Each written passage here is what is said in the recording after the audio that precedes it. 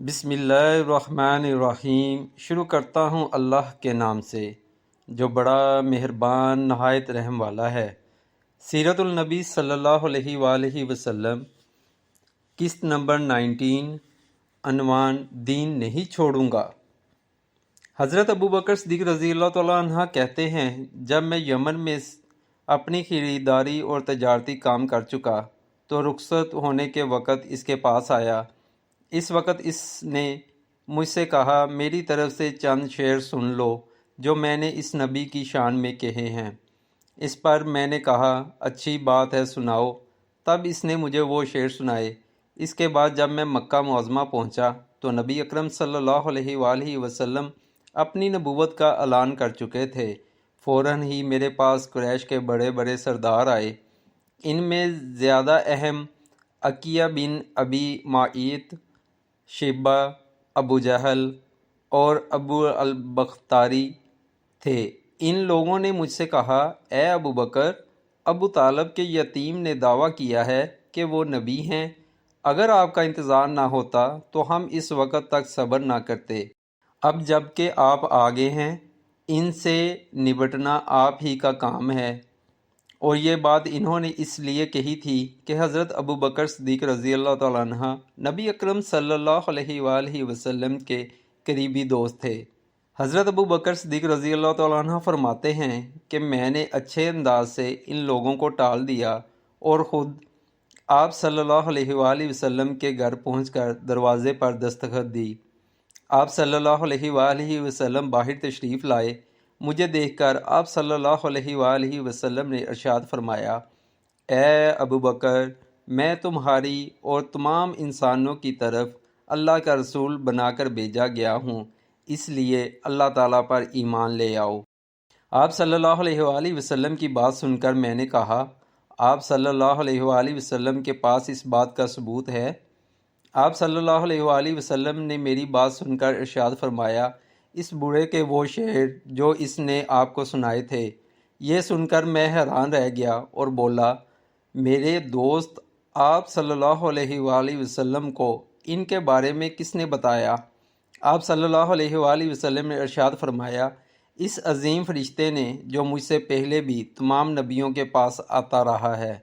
حضرت ابوبکر صدیق رضی اللہ تعالیٰ عنہ نے عرض کیا، اپنا ہاتھ لائیے، میں گواہی دیتا ہوں کہ اللہ کے سوا کوئی معبود نہیں اور یہ کہ آپ اللہ کے رسول ہیں۔ آپ صلی اللہ علیہ وآلہ وسلم میرے ایمان لانے پر بہت خوش ہوئے، مجھے سینے سے لگایا، پھر کلمہ پڑھ کر میں آپ صلی اللہ علیہ وآلہ وسلم کے پاس سے واپس آ گیا۔ مسلمان ہونے کے بعد حضرت ابوبکر صدیق رضی اللہ تعالیٰ عنہ نے جو سب سے پہلا کام کیا وہ تھا اسلام کی تبلیغ۔ انہوں نے اپنے چاہنے والوں کو اسلام کا پیغام دیا، انہیں اللہ اور اس کے رسول کی طرف بلایا۔ چنانچہ ان کی تبلیغ کے نتیجے میں حضرت عثمان بن عفان رضی اللہ تعالیٰ عنہ مسلمان ہوئے۔ حضرت عثمان رضی اللہ تعالیٰ عنہ کے مسلمان ہونے کی خبر ان کے چچا حکم کو ہوئی تو اس نے انہیں پکڑ لیا اور کہا، تو اپنے باپ دادا کا دین چھوڑ کر محمد کا دین قبول کرتا ہے؟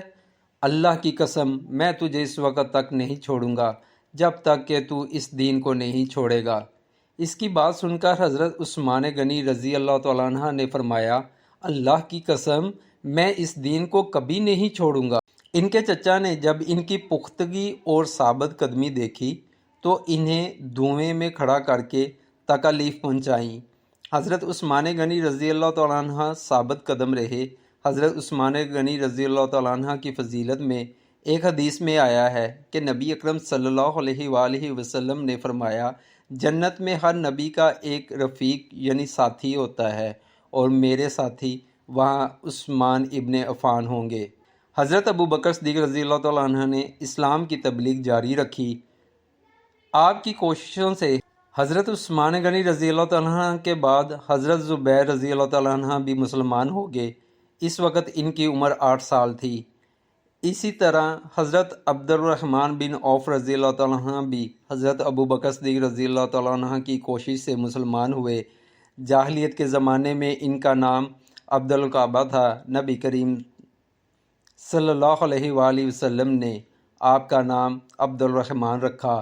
یہ عبد الرحمن بن عوف رضی اللہ تعالیٰ عنہ کہتے ہیں، امیہ ابن حلف میرا دوست تھا۔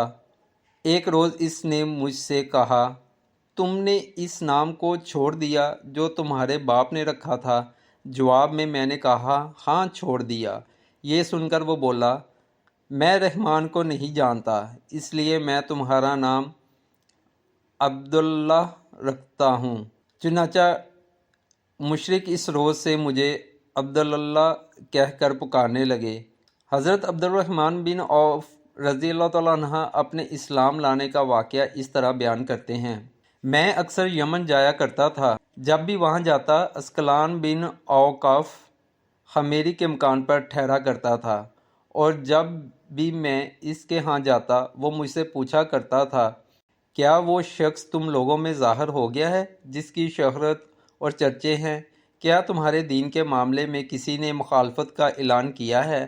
میں ہمیشہ یہی کہا کرتا تھا کہ نہیں، ایسا کوئی شخص ظاہر نہیں ہوا، یہاں تک کہ وہ سال آ گیا جس میں نبی اکرم صلی اللہ علیہ وآلہ وسلم کا ظہور ہوا۔ میں اس سال یمن گیا تو اس کے یہاں ٹھہرا، اس نے یہی سوال پوچھا، تب میں نے اسے بتایا، ہاں ان کا ظہور ہو گیا ہے، ان کی مخالفت بھی ہو رہی ہے۔ حضرت عبد الرحمن بن عوف کے بارے میں نبی اکرم صلی اللہ علیہ وآلہ وسلم نے ارشاد فرمایا، تم زمین والوں میں بھی امانت دار ہو اور آسمان والوں میں بھی۔ حضرت عبد الرحمن بن عوف رضی اللہ تعالیٰ عنہ کے بعد حضرت ابو بکر صدیق رضی اللہ تعالیٰ عنہ نے حضرت سعد بن ابی وقاص رضی اللہ تعالیٰ عنہ کو بھی اسلام کی دعوت دی۔ انہوں نے کوئی ہچکچاہٹ ظاہر نہ کی، فوراً نبی اکرم صلی اللہ علیہ وآلہ وسلم کے پاس چلے آئے۔ آپ صلی اللہ علیہ وآلہ وسلم سے آپ صلی اللہ علیہ وآلہ وسلم کے پیغام کے بارے میں پوچھا۔ آپ صلی اللہ علیہ وآلہ وسلم نے انہیں بتایا تو یہ اسی وقت مسلمان ہو گئے۔ اس وقت ان کی عمر 19 سال تھی۔ یہ بنی زہرہ کے خاندان سے تھے۔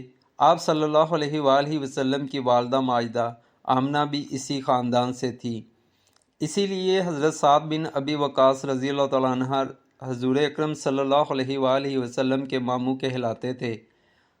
آپ صلی اللہ علیہ وآلہ وسلم نے حضرت سعد بن ابی وقاص رضی اللہ تعالیٰ عنہ کے لیے ایک بار فرمایا، یہ میرے ماموں ہیں، ہے کوئی جس کے ایسے ماموں ہوں؟ حضرت سعد بن ابی وقاص رضی اللہ تعالیٰ عنہ جب اسلام لائے اور ان کی والدہ کو ان کے مسلمان ہونے کا پتہ چلا تو یہ بات انہیں بہت ناگوار گزری۔ ادھر یہ اپنی والدہ کے بہت فرما بردار تھے۔ والدہ نے ان سے کہا، کیا تم یہ نہیں سمجھتے کہ اللہ تعالیٰ نے تمہیں اپنے بڑوں کی خاطر داری اور ماں باپ کے ساتھ اچھا معاملہ کرنے کا حکم دیا ہے؟ حضرت سعد رضی اللہ تعالیٰ عنہ نے جواب دیا، ہاں بالکل ایسا ہی ہے۔ یہ جواب سن کر والدہ نے کہا، بس تو خدا کی قسم میں اس وقت تک کھانا نہیں کھاؤں گی جب تک محمد کے لائے ہوئے پیغام کو کفر نہیں کہو گے اور اصاف اور نائلہ بتوں کو جا کر چھوؤ گے نہیں۔ اس وقت کے مشرکوں کا طریقہ یہ تھا کہ وہ ان بتوں کے کھلے منہ میں کھانا اور شراب ڈالا کرتے تھے۔ اب والدہ نے کھانا پینا چھوڑ دیا۔ حضرت سعد رضی اللہ تعالیٰ عنہ نے اپنی والدہ سے کہا، خدا کی قسم ماں تمہیں نہیں معلوم، اگر تمہارے پاس 1000 زندگیاں ہوتیں اور وہ سب ایک ایک کر کے اس وجہ سے ختم ہوتیں، تب بھی میں نبی اکرم صلی اللہ علیہ وآلہ وسلم کے دین کو ہرگز نہ چھوڑتا، اس لیے اب یہ تمہاری مرضی ہے، کھاؤ یا نہ کھاؤ۔ جب ماں نے ان کی یہ مضبوطی دیکھی تو کھانا شروع کر دیا، تاہم اس نے اب ایک اور کام کیا، دروازے پر آ گئی اور چیخ چیخ کر کہنے لگی، کیا مجھے ایسے مددگار نہیں مل سکتے جو سعد کے معاملے میں میری مدد کرے تاکہ میں اسے گھر میں قید کر دوں اور قید کی حالت میں یہ مر جائے یا اپنے نئے دین کو چھوڑ دے؟ حضرت سعد رضی اللہ تعالیٰ عنہ فرماتے ہیں، میں نے یہ الفاظ سنے تو ماں سے کہا، میں تمہارے گھر کا رخ بھی نہیں کروں گا۔ اس کے بعد حضرت سعد رضی اللہ تعالیٰ عنہ کچھ دن تک گھر نہ گئے۔ والدہ تنگ آ گئی اور اس نے پیغام بھیجا، تم گھر آ جاؤ، دوسروں کے مہمان بن کر ہمیں شرمندہ نہ کرو۔ چنانچہ یہ گھر چلے آئے۔ اب گھر والوں نے پیار و محبت سے سمجھانا شروع کیا وہ ان کے بھائی عامر کی مثال دے کر کہتی، دیکھو عامر کتنا اچھا ہے، اس نے اپنے باپ دادا کا دین نہیں چھوڑا۔ لیکن پھر ان کے بھائی عامر بھی مسلمان ہو گئے۔ اب تو والدہ کے غیظ و غضب کی انتہا نہ رہی۔